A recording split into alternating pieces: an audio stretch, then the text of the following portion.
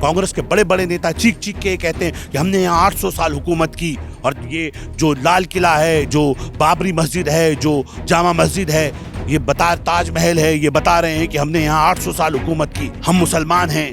अरे तुम होंगे बाबर के वंशज, हम वो जालिम नहीं हैं जिन्होंने आकर यहाँ के हिंदुओं पर, यहाँ के लोगों पर अत्याचार किया। हम उनके वंशज नहीं हैं। हमारा डीएनए श्री राम से मिलता है, श्री कृष्ण से मिलता है।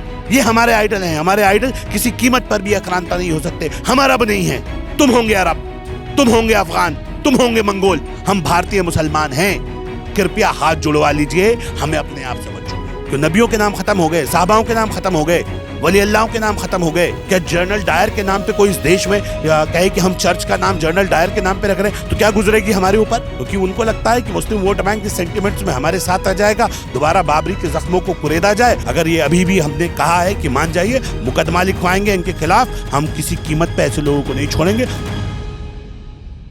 तो बंगाल में बाबरी मस्जिद को लेकर फिर से एक विवाद छिड़ चुका है, जिसमें टीएमसी के नेता हुमायूं कबीर ने बहुत भड़कीला बयान दिया कि वो दोबारा से बाबरी का निर्माण करना चाहते हैं, और पुलिस को धमकी दे रहे हैं कि आग से मत खेलो। प्रशासन को धमकी दे रहे हैं कि उन्हें ज़मीन देनी चाहिए बाबरी मस्जिद बनाने के लिए।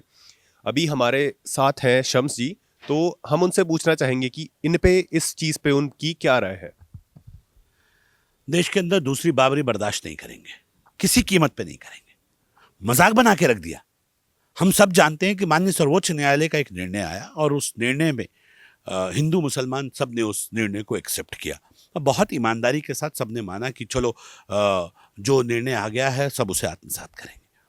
आप लगातार उन जख्मों को कुरेदना चाहते हैं, आप रगड़ना चाहते हैं, उन जख्मों के ऊपर नमक रगड़ रहे हैं। आप इस तरह की बातें करके दोबारा मुसलमानों को उकसाना चाहते हैं, देश में अराजकता फैलाना चाहते हैं, क्योंकि आपके पास अब और कुछ करने के लिए बचा नहीं है। हिंदू मुस्लिम पॉलिटिक्स करके अपनी राजनीतिक रोटियां सेकना चाहते हैं। शर्म से डूब के मर जाना चाहिए ऐसे लोगों को।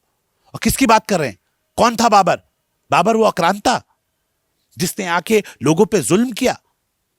यहां तुम्हें और कोई नाम नहीं मिला। अरे अगर थोड़ी सी मस्जिद की बात करनी थी तो क्या मेरे नबी के नाम पे मस्जिद का नाम नहीं होना चाहिए था? अगर नाम ही रखना था तो मस्जिद नबी के नाम पे रखते, मोहम्मद साहब के नाम पे रखते, मेरे साहबाओं के नाम पे रखते, वली अल्लाह के नाम पे रखते, मौला अली हसन हुसैन के नाम पे रखते, हमारे जो देश के लिए जिन्होंने कुर्बानियां दी, जिन्होंने शहादतें दी, उनके नाम पे नाम रखते। लेकिन आपको बाबर से मोहब्बत है ना, बाबर के वंशज हैं आप लोग।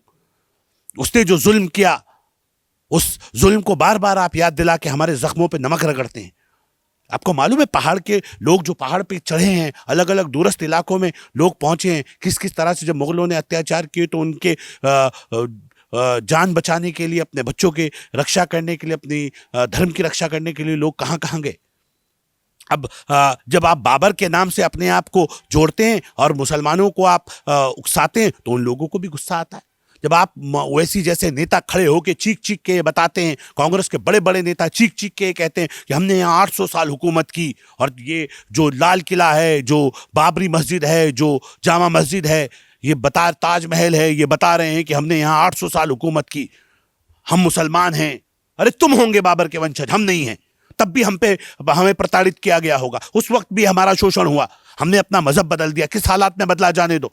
हम अब अशहदु अल्ला इलाहा इल्लल्लाह के मानने वाले हैं, एक नबी, एक कुरान, एक अल्लाह पे अपना यकीन रखते हैं। लेकिन हम भारतीय डीएनए हैं।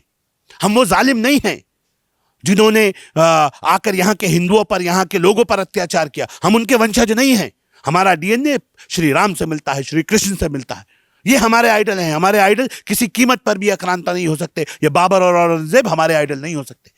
ये जो बदतमीजी दिखा रहे हैं, बार बार हमारे जख्मों पे नमक रगड़ रहे हैं, और बार बार ये बाबर की बात करके, बाबरी की बात करके, इनका मस्जिद से लेना देना नहीं।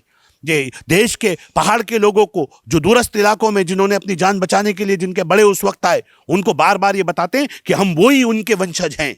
हम नहीं हैं, तुम होंगे। हम तब भी पीड़ित पक्ष थे, तब भी प्रताड़ित थे, और आज भी प्रताड़ित किए जा रहे हैं तुम जैसे लोगों की वजह से। हमारे दिल के हाल पूछिए ना। हम अरब नहीं हैं।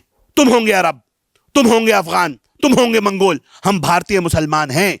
कृपया हाथ जुड़वा लीजिए, हमें अपने आप से मत जोड़िए। भारत का मुसलमान यहां उसने अपना ईश्वर को मानने का तरीका बदल दिया। अब वो निराकार ईश्वर की प्रार्थना कर रहा है, वो अल्लाह को मान रहा है, वो उसे अल्लाह के नाम से मानता है। हमारे भाई उसे आकार और साकार में देख के उसकी पूजा करते हैं। वो हमारा मत अलग हो सकते हैं, लेकिन हमारी राष्ट्रीयता अलग नहीं है।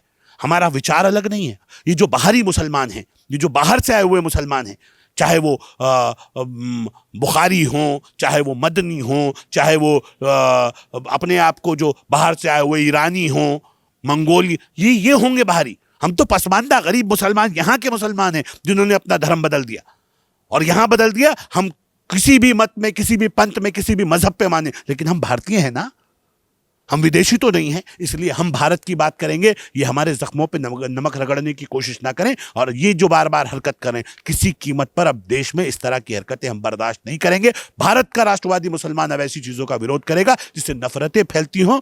मस्जिदें हमेशा प्यार और मोहब्बत का पैगाम देती हैं, एक दूसरे को जोड़ने का पैगाम देती हैं, लेकिन ये नफरतों का पैगाम देने वाले ये मुसलमान भी नहीं हैं, ये पॉलिटिकल मुसलमान हैं, और आम मुसलमान अब इस बात को समझ रहा है। तो सर, ये संविधान में अधिकार है कि वो मस्जिद बनाना चाहे, किसी भी नाम से बनाना चाहे, बना सकते हैं, पर भाजपा क्यों विरोध कर रही है? संविधान में अधिकार है। बाबर किसे कहते हैं पता है? न तो शरीयत में इजाजत है। बाबर एक जानवर को कहते हैं। जानवरों के नाम पे मस्जिद का नाम रखोगे? बाबर कहते हैं, बाबर लकब था। शेर कहते हैं, चीता कहते हैं, बाघ कहते हैं, जो काटता फाड़ता है, उसके नाम पे मस्जिद का नाम रखोगे? फारसी शब्द है बाबर, जरा इसका हिंदी अनुवाद गूगल में ट्रांसलेट करके देख लेना। इसके नाम पे मस्जिद का नाम रखोगे? क्यों? नबियों के नाम खत्म हो गए, साहबाओं के नाम खत्म हो गए, वली अल्लाहों के नाम खत्म हो गए। इसलिए क्योंकि आपको राजनीतिक सूट करता है जो शब्द, उसकी बात आप कर रहे हैं कि आपको वो नाम रखना है, और इसलिए आप इस तरह की घटिया हरकत कर रहे हैं। और मैं ये कह रहा हूं कि किसी कीमत पर भी ये जो सोच है, ये जो विचार है, ये विचार देश को बांटने वाला विचार है। ये जो बाबर है, ये हमें उस आक्रांताओं के जुल्म की याद दिलाता है। बाबर कौन? नबी थे कोई? बाबर कोई वली अल्लाह थे? मुसलमानों के आइडल थे बाबर। क्यों रखें बाबर नाम? और अगर नाम से कोई दिक्कत नहीं है तो जिन्होंने हसन हुसैन का कत्ल किया, यजीद, क्या उस यजीद के नाम पे हम अपने बच्चों का नाम रख सकते हैं? नहीं रख सकते। क्या जनरल डायर के नाम पे कोई इस देश में कहे कि हम चर्च का नाम जनरल डायर के नाम पे रख रहे हैं, तो क्या गुजरेगी हमारे ऊपर? कोई कंस, किसी मंदिर का नाम कंस के नाम पे रखेगा, क्या गुजरेगी हमारे ऊपर? कोई तरीका नहीं है। और कुरान कह रहा है, हदीस है मेरे नबी की, इत्तकू बमा वज़ियतुहुम। जिस आदमी के, मोहम्मद साहब की हदीस है कि जिस आदमी के नाम पर तोहमत हो, उसके नाम पर मस्जिद का नाम नहीं रखा जा सकता। तो अगर नबी की बात को झुटलाओगे, नबी को भी नहीं मानोगे, अरे किसे मानोगे? क्योंकि ये मैंने कहा ना, ये मुसलमान नहीं है, ये पॉलिटिकल मुसलमान है। इसलिए इन्हें किसी से कोई लेना देना नहीं है। ये मोहब्बत की जगह को भी नफरत की जगह बनाकर अपनी राजनीतिक रोटियां सेकना चाहते हैं। देश का मुसलमान अब समझदार हो रहा है, जागरूक हो रहा है, और मुझे लगता है अब इनके बहकावे में और इनकी गंदगियों में आने वाला नहीं है। इन लोगों के खिलाफ हम भी तैयार, अब लामबंद हो चुके हैं। मजबूत आवाज उठेगी, और ऐसे लोगों को हम किसी कीमत पर अब छोड़ने वाले नहीं हैं।